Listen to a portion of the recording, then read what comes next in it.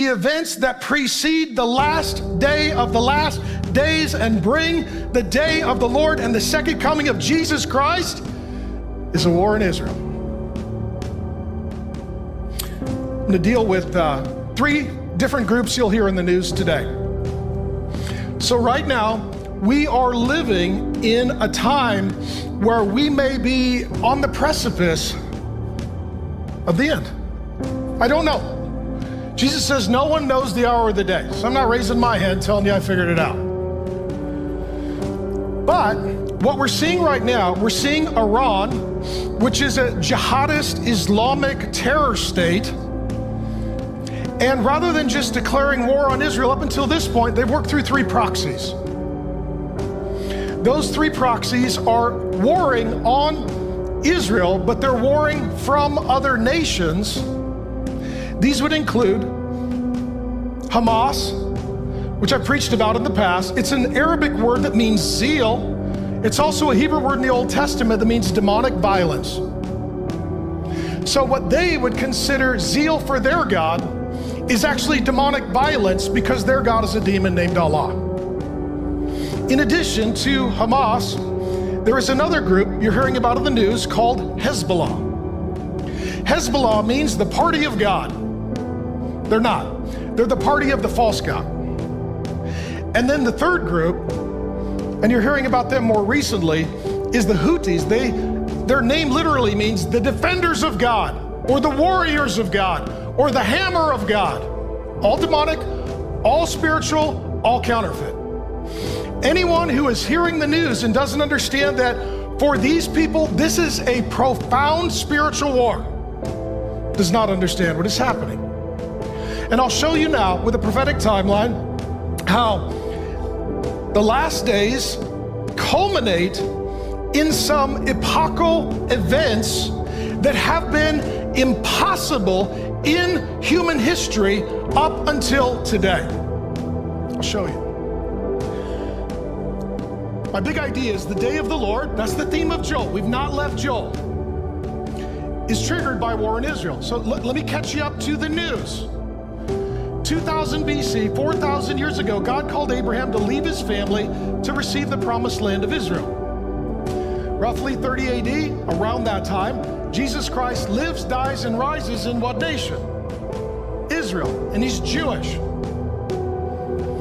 138 onward, Israel did not exist as a nation and Jews were scattered. 1933 to 1945, Hitler's Holocaust sought to eliminate the Jews, and they scattered even more. May 14th, 1948, Israel became a nation for the first time in over 1,800 years.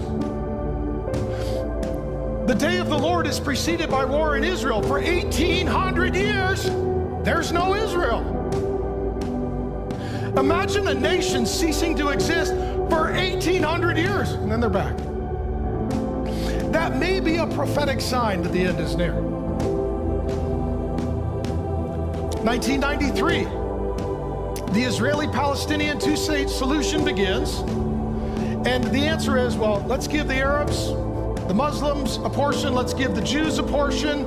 I'm sure they'll be good neighbors, and this will solve this problem. And now Israel is roughly the same size and population of New Jersey. So think of how they dominate the headlines in the scriptures and human history. It's the size and population of New Jersey. In 2005, President Bush pressures Israel into, quote, a land for peace deal in Gaza with the Palestinians. Okay, what he's saying is this. The Arabs who are Muslims get that land, the Jews get this land. Immediately, what do the Palestinians do? They vote for a permanent government called Hamas, which is a demonic terrorist jihadist organization. May 14th, 2018, Jerusalem is recognized as Israel's capital for the first time in 2,500 years, back to the Old Testament prophecies in the book of Daniel. September 2023, $6 billion is released to Iran in exchange for 5 American hostages. The money is used to fund Iranian terrorist proxies of Hezbollah in the north, Lebanon, the Houthis by the southern Red Sea in Yemen and Hamas in the west. So if you look at the map, these are the proxies from Iran that are now attacking Israel. Hezbollah in the north, Hezbollah is in the north, the Houthis are in the south, and then you've got Hamas to the side, to the west. True or false? That's exactly where we find ourselves today. It continues. Let me bring you up to the present. October 7, 2023, Hamas invades Israel, triggering the first Israeli war in 50 years. Israel didn't exist as a nation for 1,800 years, and they have not had war for 50 years. What precedes the day of the Lord? War in Israel. This week, this week, Israel killed the top commanders of Hamas and Hezbollah. The top commander of Hamas was executed in Iran, there to celebrate the installation of a new government, and they assassinated him. That is some kosher gangster right there. Kosher gangster. And so in response, guess what happened? The last 24, 48 hours, Iran and Turkey are promising what? Full war on Israel. That's where we are. Let me get back to it in a moment. And here's how stupid everyone is. You know what's in the news? Did a candidate talk about cat ladies? It's like, hey, is Armageddon coming? That to me is a bigger issue. It's a bigger issue. Do we need to go get more toilet paper like a few years ago? Like, are we there? It's so stupid. The day of the Lord will be preceded by the Gog and Magog war led by Russia, Iran, and Turkey.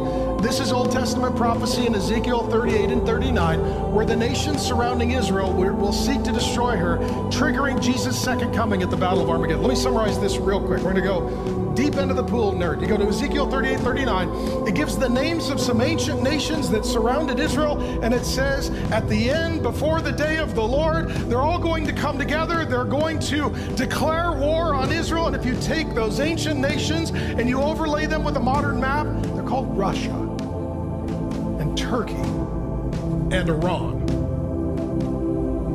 So if Turkey or Iran declares war on Israel, I'm just telling you this, what is likely to happen is Russia and China will follow. Do you know what we call that? Armageddon. In Revelation 16, it says that they are going to succeed in destroying the entire nation of Israel. That's when Jesus comes back to stop it. How many of you are, I thought the Bible was filled with motivational, inspirational, self-help tips. Yeah, that's in Proverbs. We're not doing that today. Okay? So here's where it's all summarized. Zechariah 14, Old Testament prophet, 1 through 4. Behold, a day is coming. You know what that day is? We're still in Joel. That's the day of the Lord. Will gather all the nations against Jerusalem to battle, and the city shall be taken, and the houses plundered, and the women raped. We saw a precursor of that on October 7th. Half of the city shall go into exile. Then the Lord will go out. This is Jesus Christ. And fight against those nations as when he fights on a day of battle. On that day, that's the day of the Lord. You and I, friends, we need to live for that day. It doesn't matter if you're on the right side of history. Be on the right side of eternity. Prepare for that day. On that day, his feet, his nail-scarred feet shall stand on the Mount of Olives that lies before Jerusalem. That's Israel on the east. And the Mount of Olives shall be split in two from east to west. Jesus lived, died, rose. He returned. He's coming back. And his feet are going to land at the exact precise spot from which he ascended into heaven.